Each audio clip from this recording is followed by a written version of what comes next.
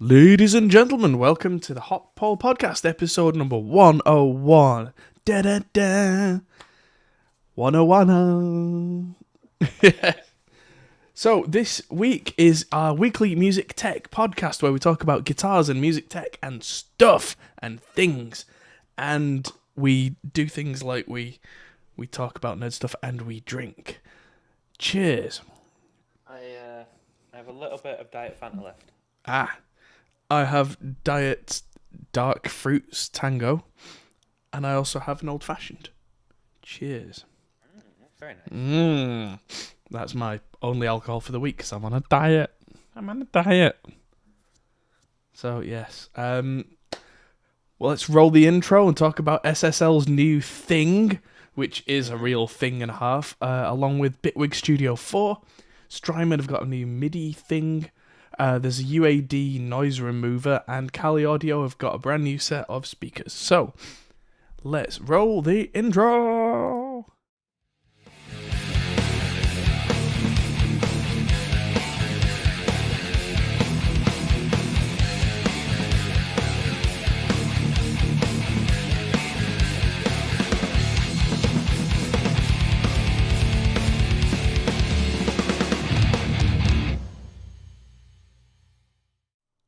And he's back and he's brighter than ever, ladies and gentlemen.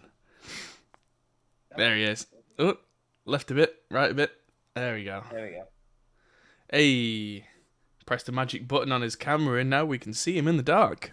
I know. Now I've got to move this way. Hey. Oh, is it auto focus or manual focus? I don't know. I can't remember what I set it up on. I think I set the focus. I set the focus. Maybe if you stay still for a couple of seconds, it'll focus on you. But yeah, hello everybody, welcome. Make yourselves at home on the weekly podcast as we talk about stuff. How's your week been? Busy? Yeah. Yes. I mean, calls set up with Australia for 5:30 in the morning is great fun. Oh, that's a definite. Oh, yeah. Yeah, after not finishing until 10 o'clock the night before, and then having to do a release for an app at midnight on the day that I got up at 5, I feel like I've been working non-stop since the beginning of the week, to be honest. So, looking forward to a long weekend. It's gonna be good. Yeah. Oh, yes. Oh, man. It's been a busy week for me, too. I've been editing loads and loads of videos for the channel, so we're going to be back to normal as of probably tomorrow. I've got, I think, 9 videos ready to go now. It's getting silly. But yeah, I said last week that this new screen that I've got and this new setup that I've got, making it nice and fast. I've finally, today, finished editing the video that has to go out first before the other ones, which is why you haven't seen anything this week. But now we're getting there, and we will release videos early to the patrons. So it's all coming together. Yes. Also, this week, I've just had a new arrival. I'm going to make a video about this. This is fascinating. I got an Axe FX. Oh, okay. I've been wanting an Axe FX for years and years. This is an Axe FX 1 Ultra. Take a guess how much I paid for that. Oh, hello. Or don't. Hello? 500 megabit internet and we can't even get a podcast. Ah, there he is. That's Discord. It was not me. Oh, fair enough. So yes, as I was saying, guess how much I paid for that Axe FX? $3 million. Not far off. I mean, 3 million Doge?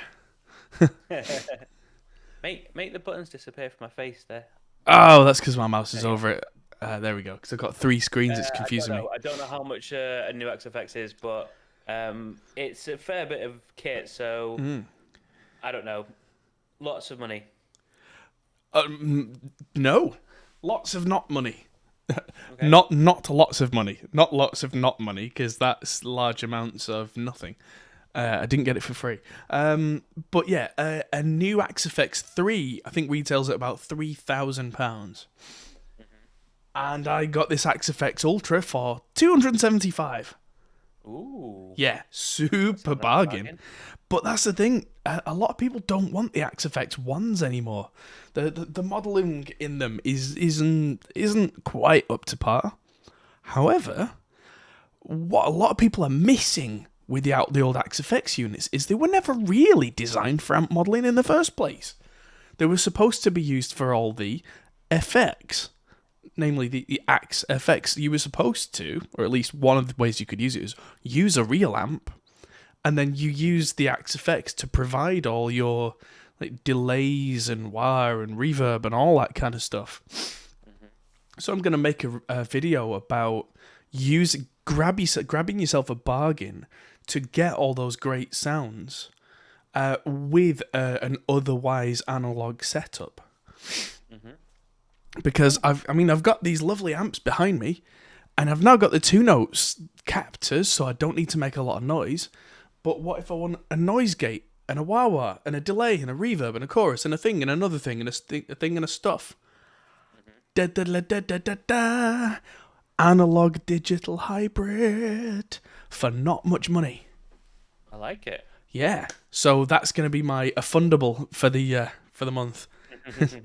It's still a reasonable amount of money, just under £300, so it's about €300, $350. But for what it does, that's an absolute bargain.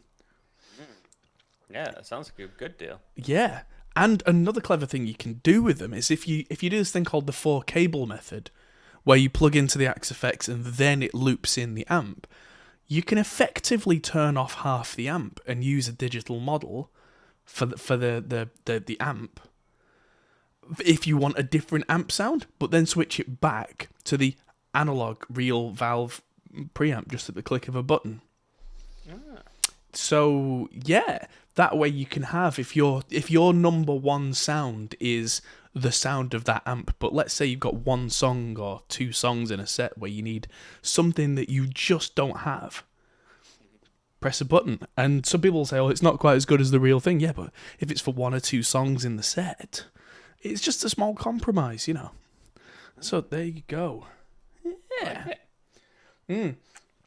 Danny says, what about running vocals and other things through it? You can absolutely do that.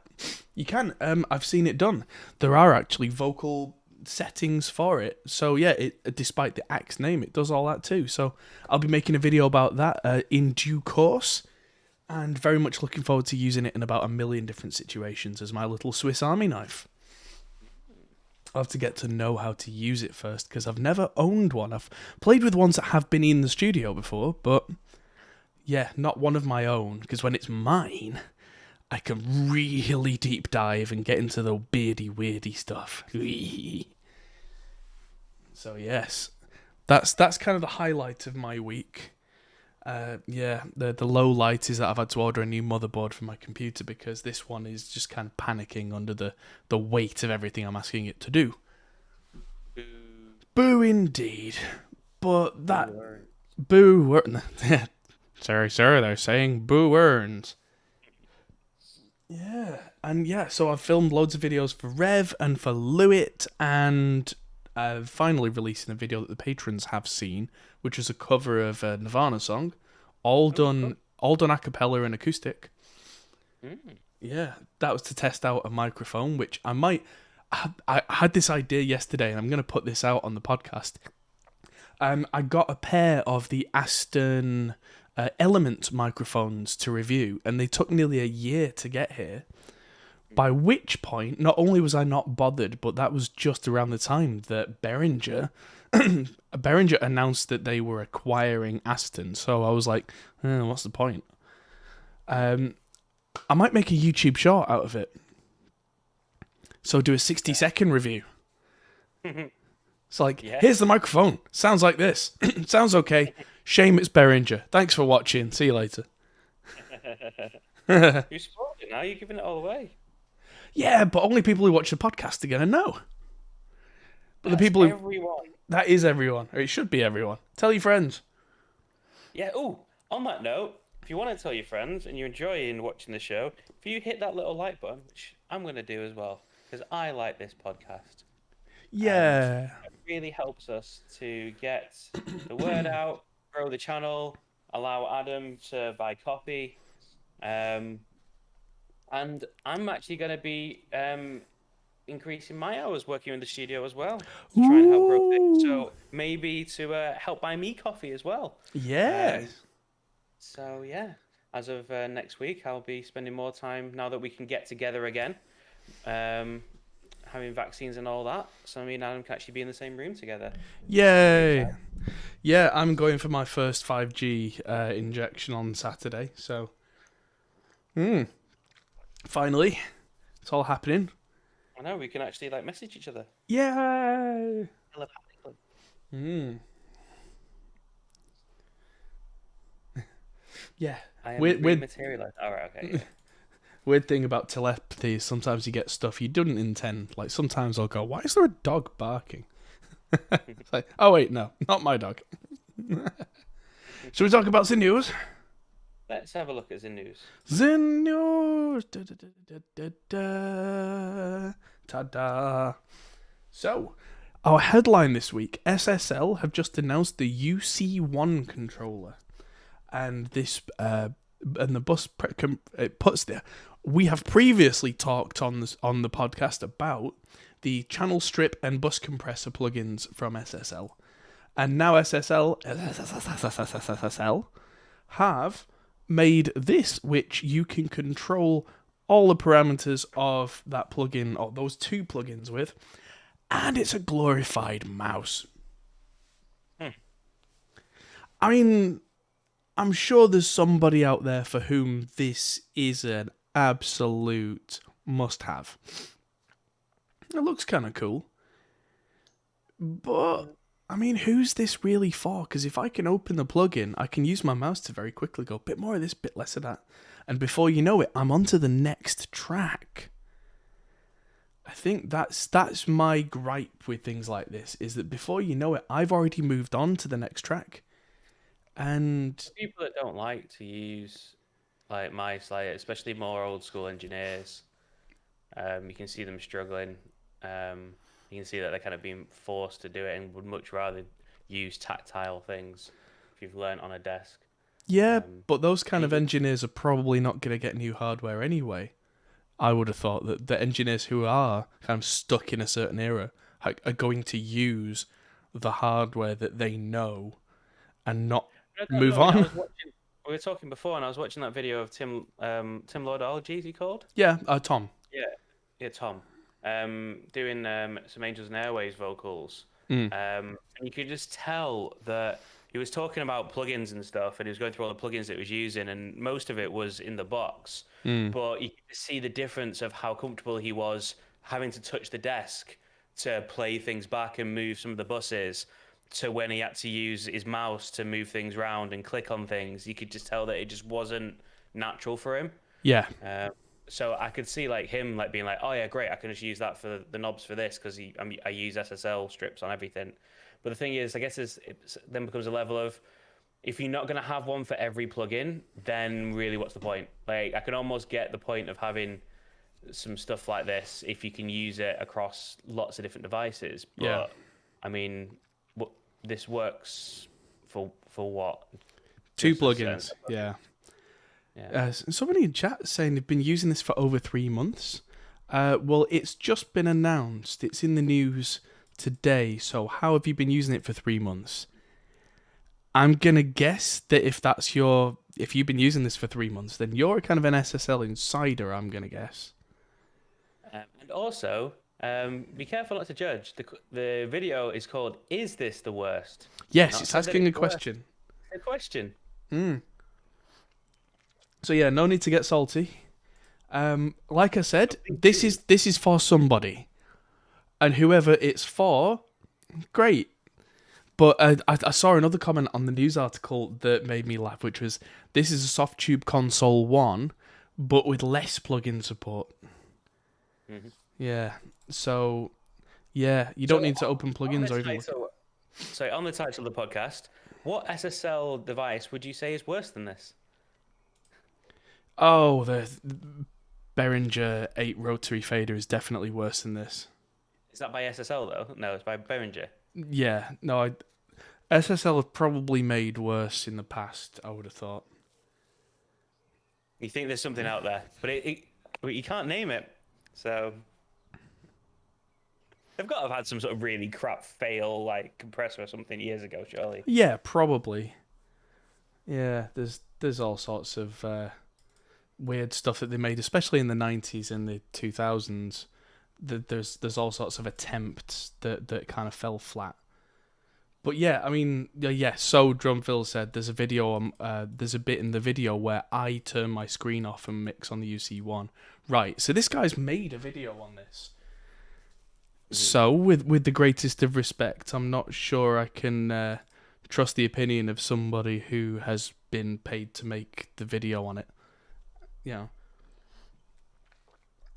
know. But there you go.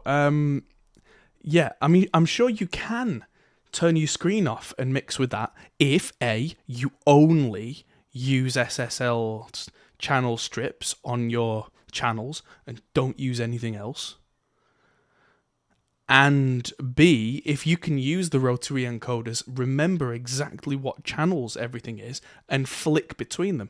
I find it faster to look at a screen that's got 30 faders on and just click that one, click that, open, change, click that one, click that, change.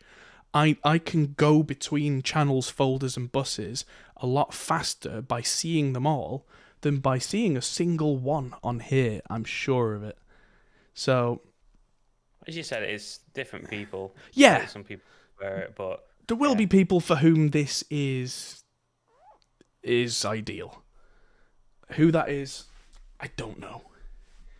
I mean, I really like stuff like this, but not for anything other than they look cool. Yeah, but I've had controllers over the years. I've had loads of different controllers. There are videos on my channel where I've tried physical hardware motorized faders. I've tried all sorts of stuff, and it's all just gone by the wayside because it's genuinely not more efficient. It's not faster.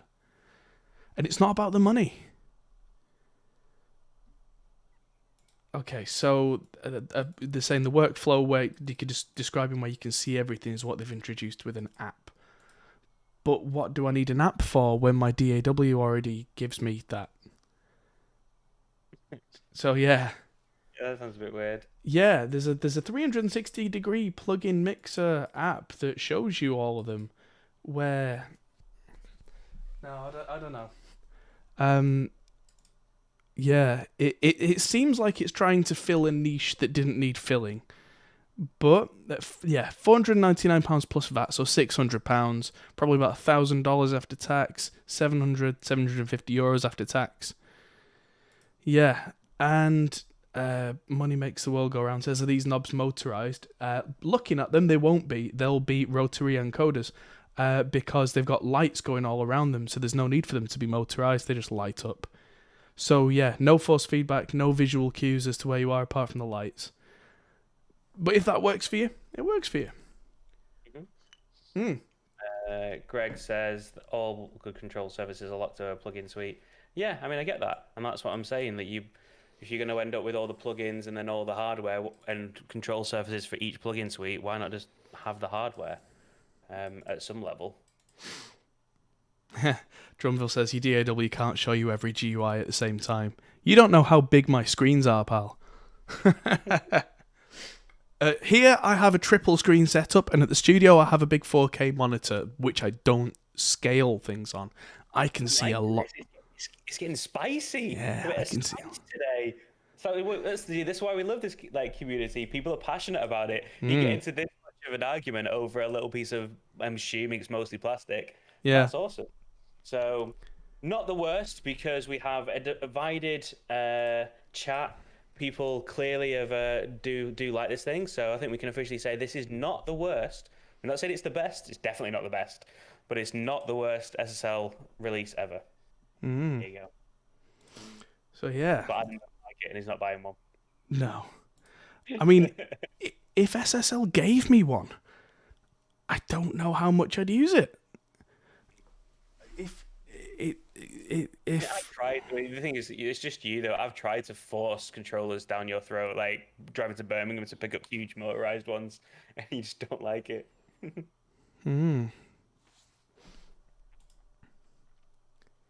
okay, so let's move on. So there we go. Strymon Conduit MIDI hub.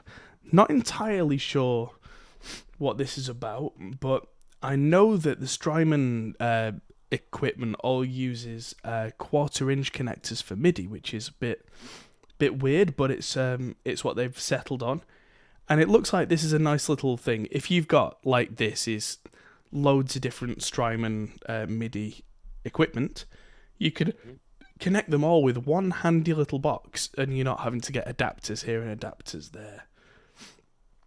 And then you just use TRS connectors, which should save you a lot of time.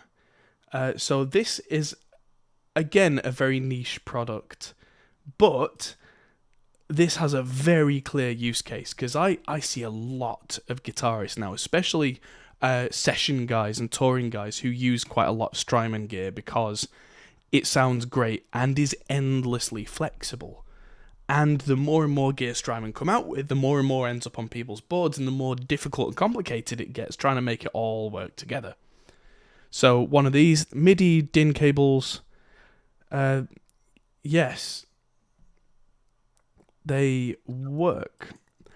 Yeah, so yeah, most MIDI DIN cables use 2 to 3 pins anyway. They use 3 pins, always 3 pins. Otherwise, you put your cable in backwards and it doesn't work, and people don't like that. But they are using the old German DIN connector.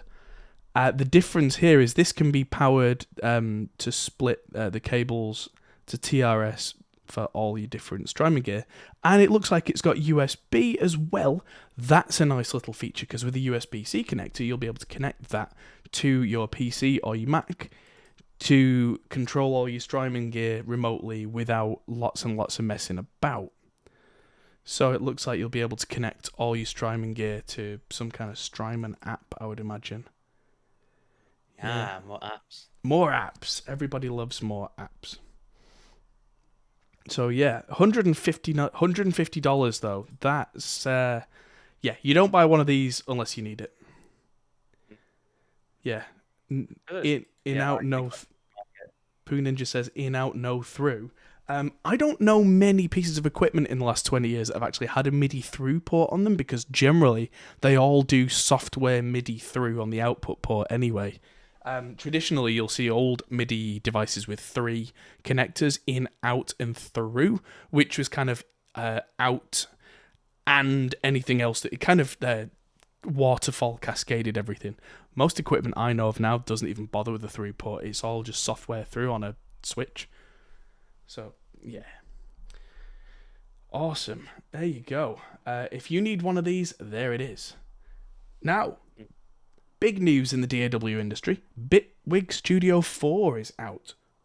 Ooh. I remember when Bitwig Studio was new and everyone looked at it and went, what is that? That's horrible. And then people start to learn what it did and were like, oh, actually, this is kind of cool.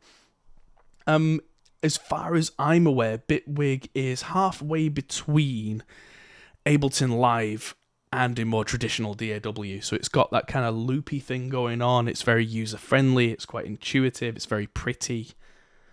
And so now the latest version is out. So audio comping is now a thing. Yay! So it's now really easy to just click, click, click, click, click, and choose this bit of a take, that bit of a take, this bit of a take, that bit of a take. Sound like anything we know?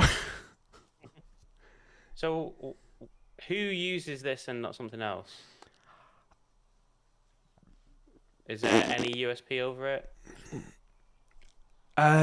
Don't know. That's the thing. It's not a very big user base as far as I know. Although it's kind of, it's one of those that most guys that I know who do music production who've heard of Bitwig go, oh yeah, it's really cool that. No, I don't use it.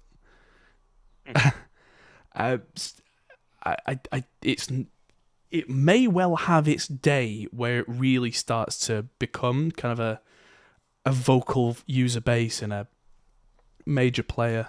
That's what happened to Reaper. Reaper originally was one of those things where everyone was like, oh, I've heard about that. No, never used it. And has become a large percentage of users. So Bitwig, I am imagining.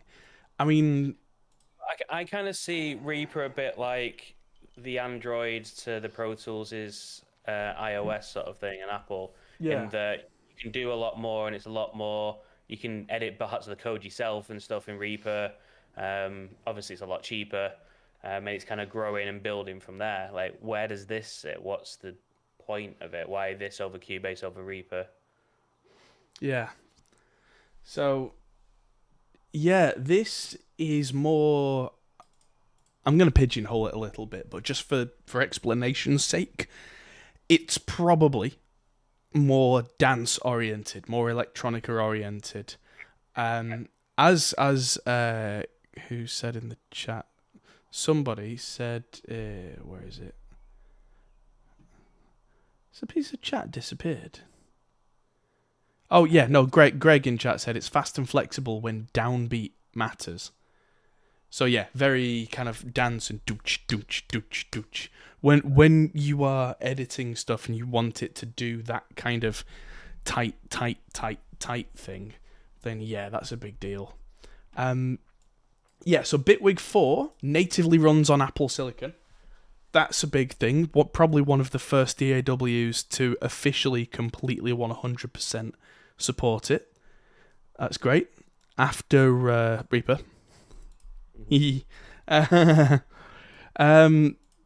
But yeah, I mean, Reaper's always a bit of a weird one with stuff like that because it's got such a nerdy developer base.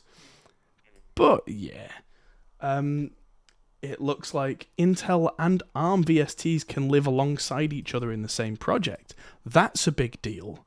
That means that you can use any plugins you've got full stop, even on an M1 Mac, and you're not having to run the kind of backwards compatible version of Bitwig just to get your old plugins running. That's clever. That's clever because that's the current downside with the modern Macs, is if you want to use your old plugins that haven't been ported yet, you can't use a new version of the main program. You have to use the old version in emulation mode to be able to use the old plugins in emulation mode. So it seems like the guys at Bitwig have got around that, which will take a massive load off the processor, which means it'll be way more efficient because it's not trying to speak two languages at once, at least in the main, unless you specifically ask for one of the older plugins. That's clever. Yeah. So the beta is available as of today. Everyone with an active Bitwig Studio upgrade plan has access. Apparently the official release is planned for early Q3, so probably a couple of months from now, but the beta version is already there. Yes. And yeah, all new features are also going to be a part of the Bitwig Studio 8 and 16 track versions, which are probably like cut down cheap versions. There you go. So I will use it. yeah, I might play around with it just because I can. We'll see how it works. So, moving on. Minimal Audio Rift. New plugin. All the modulated distortion you'll ever need. So, proper wow kind of sounds. Modulated distortion. Bipolar distortion engine with extensive modulation capabilities. That just means it can make weird, grindy stuff. Sounds cool. Yeah. Rift Filter Lite is like a free preview version that's already out. I think we might have talked about that on the channel, actually. Maybe. Don't remember it. I think we did. Talk about it. We do. But yeah, the full version is now there, and it looks like it's got a lot of really cool settings. So yeah, it's got hard and smooth mode. So hard mode can go and yeah, so it looks like a lot of the synths that I've used, but it's a dedicated distorting kind of grinding, crushing, horrible killing kind of unit. Chris has just entered the chat. This is probably something for you, my friend. This is Rift, which is a distorterator crushing killing machine. Distorterator. Yeah. And oh yeah, so it looks like you can change the amount of distortion on a time base, so it can go like. That's what that line says. Yeah, so you can make weird distortions. Yes. And it's available for an introductory price of $75. Yes, don't know how long it's going to last. Apparently, there's a regular price of $129, but it could be one of those things where it's perpetually on sale to try and get you to buy it. Thank you to Greg in the chat for the $5 donation. That's always appreciated. Cheers to you. Indeed. Let's get what can we get? We can get glass. What's this one? Cat in a box emojis in the chat. There you go. So thank you. No idea what that is. That's wicked. Awesome. Appreciate all your Reaper tutorials, Adam. You rock. Thank you very much. Yeah, I'm hoping to get back on to doing more Reaper tutorial stuff soon. I've got a few things planned and in the works. So yeah, getting back on that very soon. And yeah, all the guitar stuff we've been doing recently has been awesome, but the studio is almost done in terms of the rejig and the refit. So I'll be doing a studio tour and then on with the Reaper stuff. Yes. Exciting times. Absolutely. So, moving on. This amused me. The Acusonus Voice Changer. Turn any voice into a cyborg at the push of a button. Looks really simple, and really simple can be good sometimes, because that means that you can just do weird stuff like this dragon character cyborg mask effect. You can be in a dark cave, and like that, I guess. Yeah, so it's got character, effect, and environment. There's stuff like VHS tape mode, radio and megaphone mode, all sorts of weird stuff.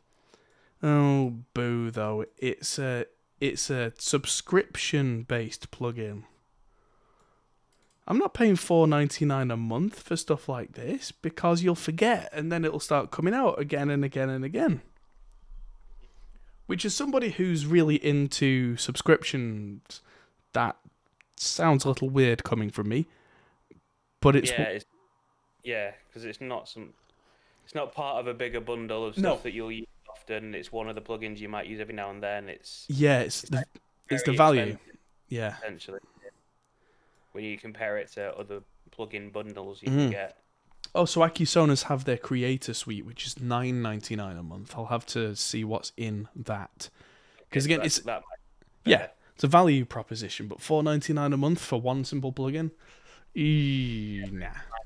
Like 50 for $9.99 a month, and some of them are pretty good. Then. Right.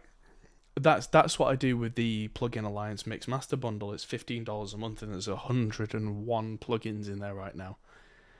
And I use at least 10 of them, and have the option to use the rest. That's a value proposition. Yeah. So, moving on. This is a bone of contention for me. C-Suite have come out with a plugin called CVox, room noise removal plugin for UAD interfaces. This is kind of like Isotope's RX denoise, which is actually in Premiere as their denoiser, but they won't tell you that because Isotope did a deal with Adobe that's kind of under the, behind the scenes and white labeled, so they don't tell anybody. Right. Yeah, when they first did it, there were Isotope logos inside Premiere in the plugins, and they mysteriously disappeared in the next version. But the plugin stayed the same. So yeah, there's definitely proof positive out there that the stuff in Premiere is Isotope plugins, but for some reason they don't want that to be seen, maybe because it takes away the value proposition for buying the Isotope stuff outright if you like, oh, I've already got what I need. Maybe, don't know. That's my supposition. But yes, if you're not in the Isotope game for noise reduction, which is definitely the gold standard. Then yeah, if you have UAD cards and Apollo interfaces, you can now get CVOX, which is noise suppression tech designed by Cedar. Cedar back in the day were the number one noise reduction. All the Hollywood guys use Cedar. Cedar stuff's very, very, very expensive, 5 figures and up for that kind of stuff. So you don't buy Cedar stuff unless you are serious. But yeah, this had better be really good because that is €350, 350 $400 ish for that plugin. Ooh. Yeah, oof indeed. Considering the Isotope stuff is kind of that price for the entire RX suite, that's a bit rich. And that's always the problem with UAD stuff. You have to have a UAD card, and you have to pay a lot of money. Isotope stuff's constantly on sale, and you could just buy RX for the same price or less, and not be tied to UAD gear. So there's that. But there you go. If you need noise reduction and you are an UAD disciple, or if you already have all the UAD stuff and you have €350 to set on fire, then there you go. Get that. Now, it's time for... And finally, because I couldn't find anything for Behringer Corner this week, boo. Boo, Behringer. Boo earns. So, this is... Boo. Yeah, Kali Audio have their IN8 second wave. So the IN8s, this is now like the Mark II version. And I'm hoping... Good name in a world of that illness that has been around where, yeah, that phrase has not necessarily had good connotations over the last 18 months. You know, everyone talking about the second wave or there's going to be a third wave. Not sure that's the best name. Yeah, that may be a marketing snafu on their part. Yeah, I mean, it's only a little thing. I would not have called something that right now. Yes. Maybe someone should give them a nudge and be like, hey. But yeah, the IN8s are like the flagship speakers for Kali Audio, famous for making very reasonably priced gear. And their new... It's not a full Mark II version. I think that's why they've tried to find something to call this that isn't just Mark II, because it's very small upgrades. But... Oh, my mouse just got jerked, man. The first run of the IN8s was so successful, apparently they completely sold out. So, yeah... they have ordered in the IN8s. I was talking to the guys at Kali Audio last week, actually, just actually talking to them about these, because I was hoping to get a pair of these into the studio to do some sort of review video on them, because just to skip ahead a little, these are €400 each, which is €800 a pair. That's for their flagship models. That's for the highest ones they do. Kali Audio makes some really affordable stuff, which isn't cheap. It's just affordable, which is really quite impressive. Yeah, affordable. And my good mate John Brown has a pair of these in his studio that was sent to him ahead of time, and I listened to them, and I was really quite impressed. And so I said to them, hey, can I get a pair of those, do a video? And they said, we'd love to, but we don't have any. We've sent all our stock out to all the retailers, all of them, and they are now at the retailers, and apparently they should begin to ship in a week or two. And so Kali themselves won't have any more speakers until October. You just can't buy anything these days. Everything's out of stock everywhere for everything. Yeah, exactly. So the small improvements anyway, because you will be able to buy these. I won't be able to get them direct from Kali, but if you want to go and buy them, your favourite retailer probably will have them, at least until they sell out, while stocks last. And yeah, apparently they use less material on the cones, which makes them more snappy. They are less noisy. Yeah, they've reduced the amplifier's self noise by 12 dB. That's a big difference. Well, Uh, that's what Greg was saying that, and Ace Man about them being noisy ass power amps. yeah, not anymore. Apparently, they've found a way to take 12 dB out because I've heard Brown's pair of innate second waves, and we had them pretty loud at one point. I could not hear any hiss from them. I I assumed that was normal for Callies. Apparently not previously, but Right. yeah, wow. 12 dB of noise is a big difference when it's kind of signal to noise level. I'm imagining that because it uses 3 power amps in each speaker because it's got 3 speakers in here. It doesn't look like it, but it's got the big one, and then this top one here is actually 2 speakers in one. It's a mid driver with a tiny little tweeter in the middle of it. So it's actually 2 separate speakers kind of sat in the same space. Coaxial is usually what they call that. But yeah, it's not a full coaxial speaker because it's got the separate woofer as well. So it's just a clever design of a 3-way speaker. And yeah, we listened to a pair of these with a subwoofer and we were just very impressed indeed. So yeah. Apparently they've got less distortion as well, which is great. Because nobody wants distortion, especially when you crank it up. It's not distortion like a guitar amp distortion. It's distortion like losing detail in what you're listening to, and you're not actually hearing what the speaker's trying to tell you anymore. So yeah, there you go. But yeah, that was the end finally. So if you want one of them, go and order them now. €399 each, or just €399 if you just want one to stick in the middle, if you're weird.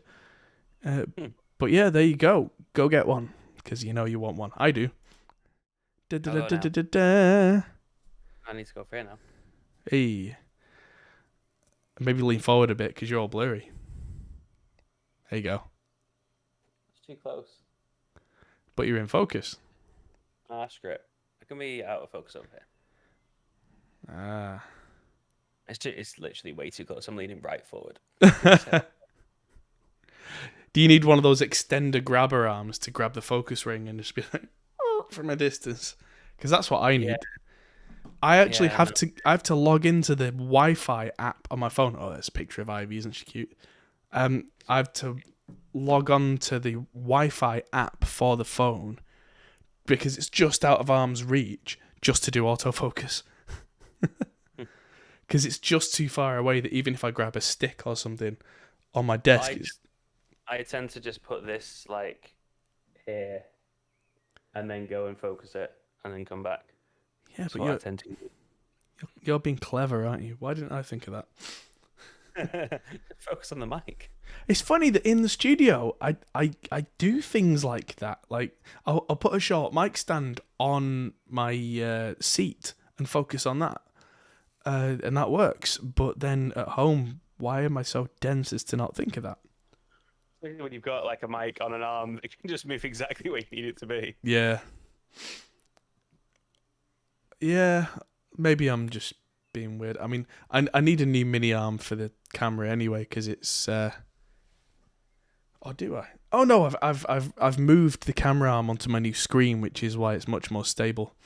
It's I'll see if I can throw a picture onto the screen of my new screen setup. It's a little bit extra. Tell you that. See if I can. There we go. Dropbox. Oh. Any questions from the chat? Now is the time where you can ask Adam anything at all. Yes, Doesn't even have please. to do music or audio. Hmm. You can ask him when the last time he went to Starbucks was, if that's what you really want to know. I can tell you the last time I went to Starbucks. Yeah, those are my screens now. 1, 2, 3. Is Liam Sarah Brightman's brother? Who's Sarah Brightman? Am I going to be offended by this?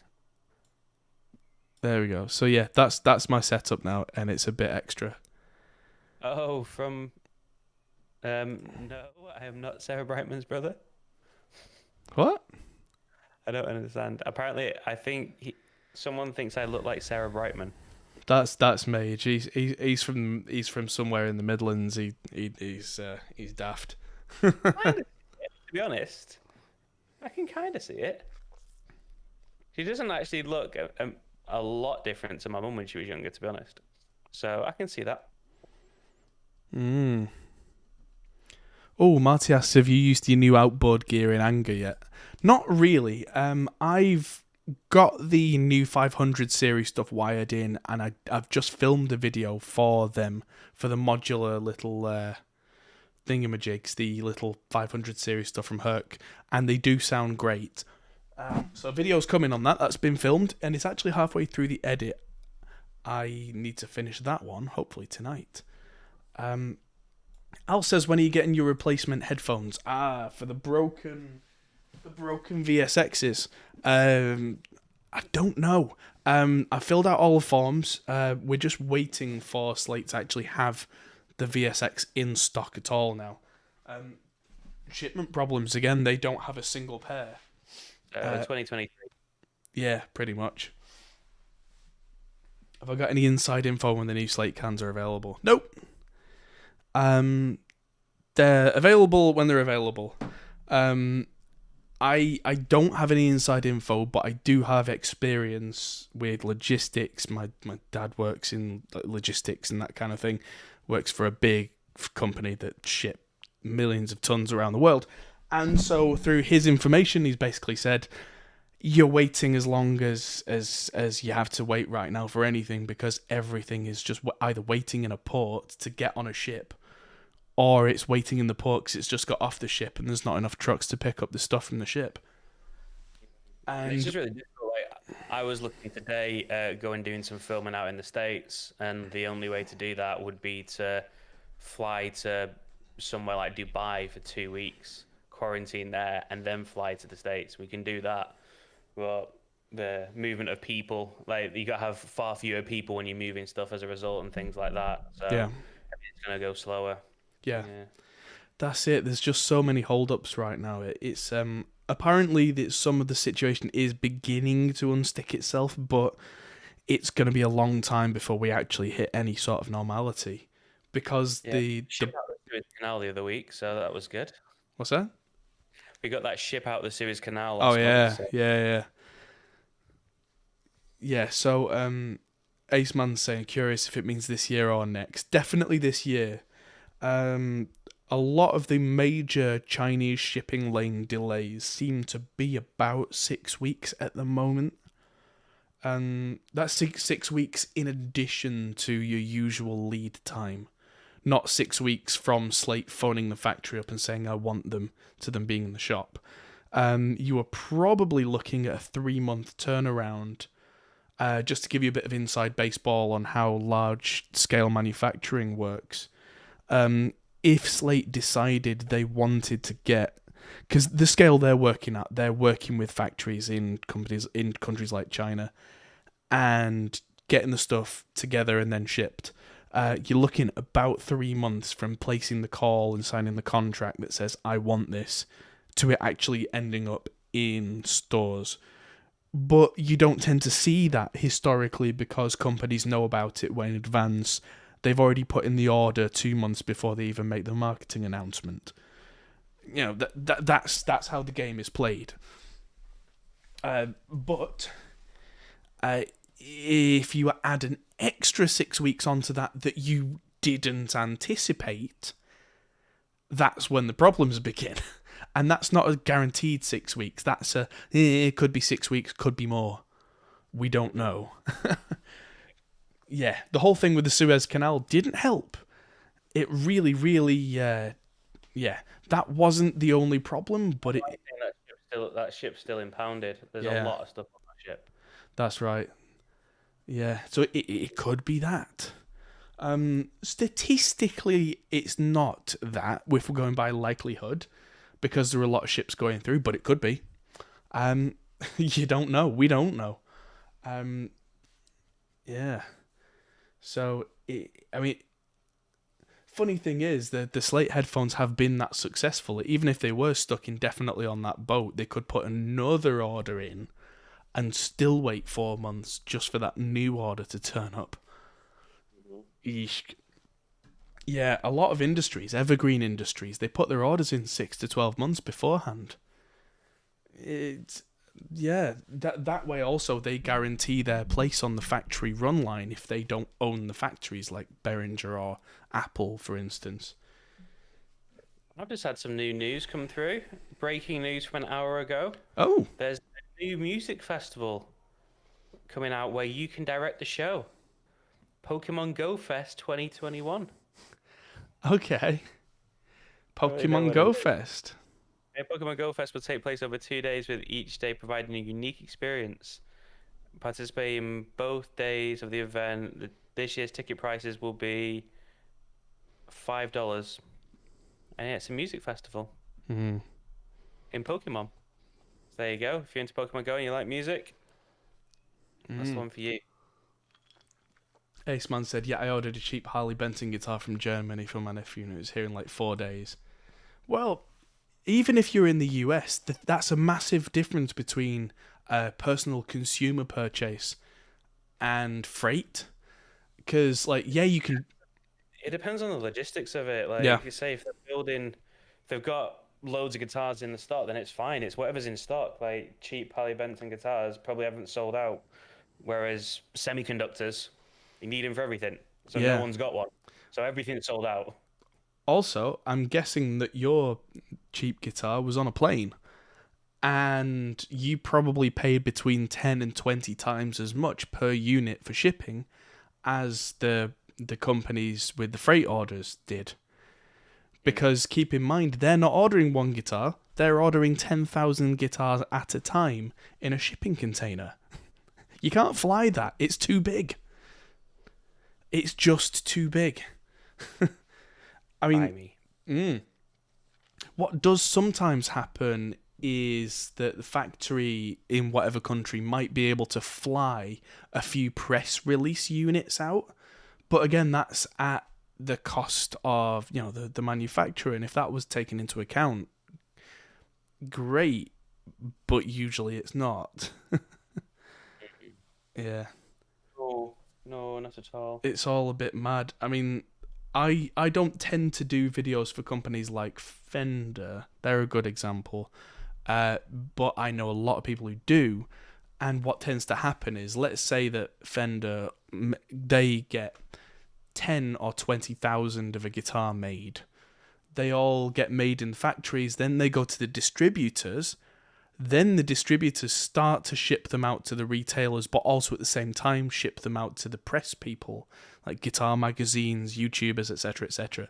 And at that point, it might only be a week from the distributor to the retailer to get them in there and get them in the warehouse. That's all the filming time the YouTubers have to get that filmed and edited, even though the guitars started getting made 4 months ago. Yeah. Wow. It's just the way that logistics works, unfortunately. Because to try and complicate matters would only lead to disaster. And that's why I've invested a huge chunk of money in VeChain, because that's a blockchain solution designed to mitigate supply chain issues using blockchain technology. So all that boring stuff, which is why blockchain is going to change the world. Does The it make stuff like that. does it make ships go faster? Yeah. Cool. Logistically, yeah. In terms of end-to-end time frame, yeah, it will do. Oh, Andre is saying, should I get a Mac Mini M1 for Reaper or a PC? PC, 100%. Not because the M1 Mac is bad. 2 reasons. Firstly, the M1 Mac is almost out of date now. We've heard loads of rumours about the M1X coming out soon. Desktops with like 40-core versions, etc., etc. The M1 is the very first generation of this whole new Mac chip, and it sounds like the new version's almost upon us. And also, it's kind of pointless to get that for Reaper because you would run the native version of Reaper on the M1, and then nobody's made plugins that work with that yet. At least when I say nobody, like, I'm exaggerating, but not enough to justify making the switch yet. You may as well pay less and get more value right now I don't because know, for a Mac Mini, like get yourself like a small like if you want a small form computer, you can get a small like ITX motherboard, a decent processor. If you're using it for audio as well, don't need a graphics card or get a cheap one to do stuff. Then your SSD and whatnot, and you're laughing. You'll spend half the money on it and have a really nice portable little box in a nice ITX case yeah, that you can use until, like you said, if you want to go Apple, yeah, the next one's come out, and then invest the money in it.